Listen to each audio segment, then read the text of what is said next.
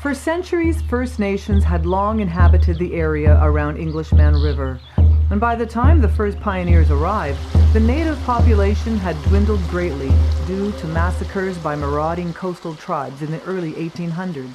The first white settler to arrive on these shores was John Hurst Sr., who arrived by canoe from Nanaimo in 1870 and preempted land at the mouth of the Englishman River. At the time, only a rough trail had been blazed between Victoria and Comox. Within a few years, his young sons, Albert and John Hurst Jr., began working the land, and in 1885, John Jr., with his new wife, Ann Harris, were the first to settle there permanently.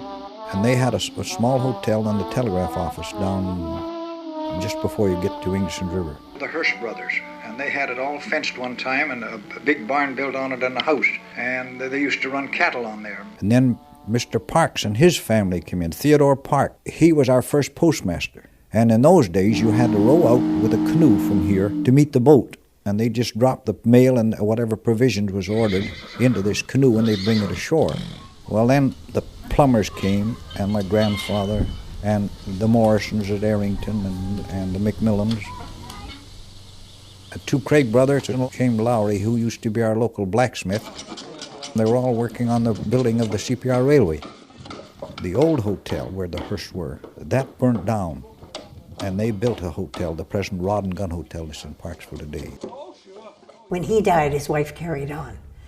But Ann Hurst was quite a businesswoman. No doctor here for many years, no dentist.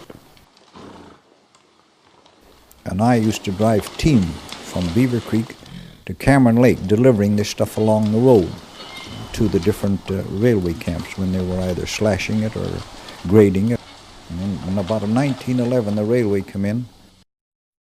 A lot of the people came, they would get off the boat in Nanaimo and come up here by train. That's the way my mother-in-law came. And Ernest met her at the station with his buggy to take her home. My grandfather, Fred Shelley, had a bakery in Vancouver.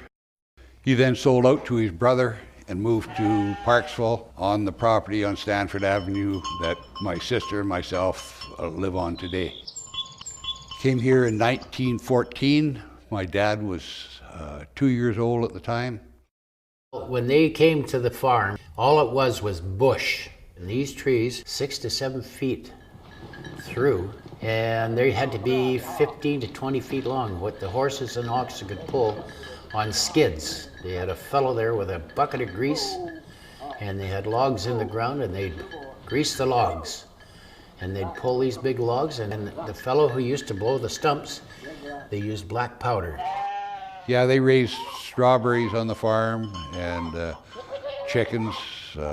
He had a huge, well, it was one of the largest incubators in BC at the time. It was a hard life, but everybody was happy. If anybody lost their home by fire or a barn by fire, they were there the next day to rebuild. Everybody helped one another.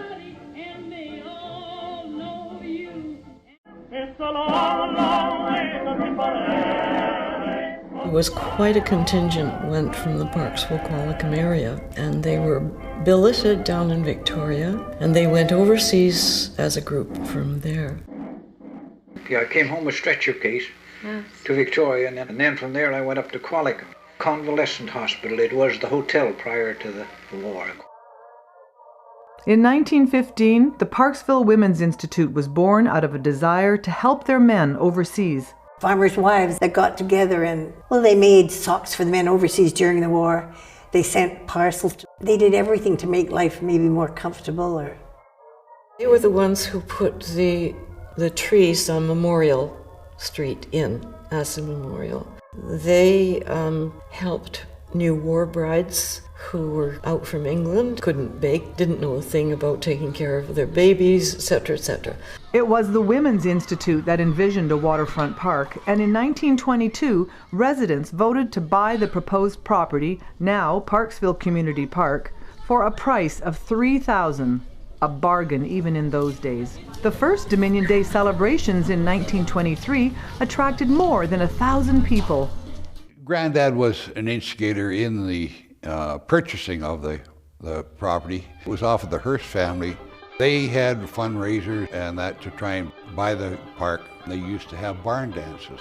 Yeah, well, the 1st of July was always quite a do down at the flats, as horse racing and what have you. Yeah, it was quite a community affair where not only Parksville, but Coombs, Arrington, Hilliers, the whole works.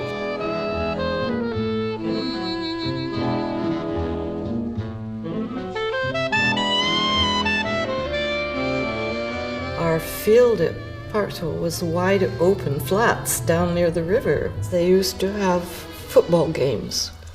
That ball field has been turned over, lifted up, turned around, I don't know how many times. Parksville used to have quite a strong senior men's baseball team. It used to be, the baseball was on and people were there. They covered the bank on the side of the hill. The Island Hall Hotel, opened by two British ladies in 1917, was the first of many tourist facilities. Island Hall was the icon of Parksville at that time for tourists. It was a beautiful old building at the time. They used to command quite a bit of tourism out of that facility. They had a beautiful fireplace, all with stone, and it was really very beautiful. And it was a nice place to have dinner. It was a nice setting altogether. The Second World War in Europe had a lasting impact on Parksville and the surrounding communities, as once again a large contingent of local men joined up to go overseas.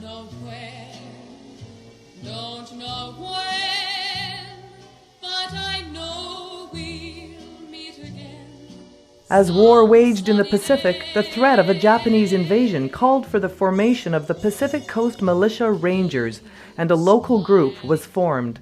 The idea being that the Rangers were pretty well all hunters, and they hunted all over Vancouver Island. If a landing had been made, then the idea was that these fellows would be able to know where to go and where not to go, and that call on their knowledge of the lay of the land. The Allies have announced that the Germans have surrendered unconditionally. The war in Europe is over. Many of those young men who returned from Europe did not return alone. We had a lot of English war brides, considered the biggest influx of immigrants of anybody. When I got to Parksville, I was going to send a cable to my parents that I'd arrived safely. Tom wasn't right. It's not a village, it's a hamlet. It was so small.